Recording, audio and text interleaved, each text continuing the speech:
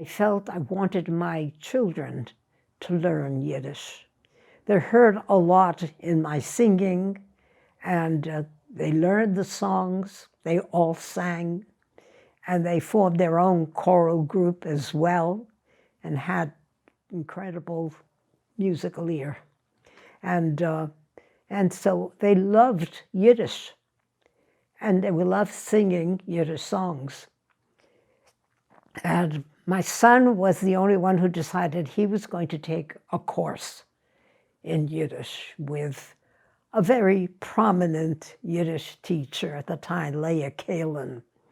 And so he studied Yiddish just for 1 year. And I said to him much later on, "What do you remember from your Yiddish?"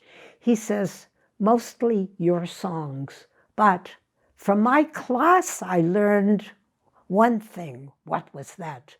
"Mama, ich will a Glas von Saft von Maranzen." I want a glass of orange juice. I said, well, that could be very handy. But that was the extent of it.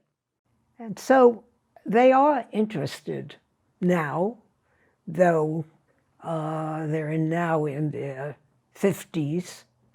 The youngest is 47 of the 5 children, and but all have a keen interest in Yiddish.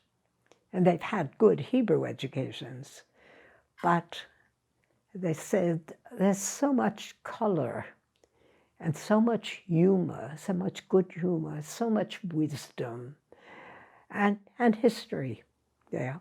Because I explain, the songs that we're singing together.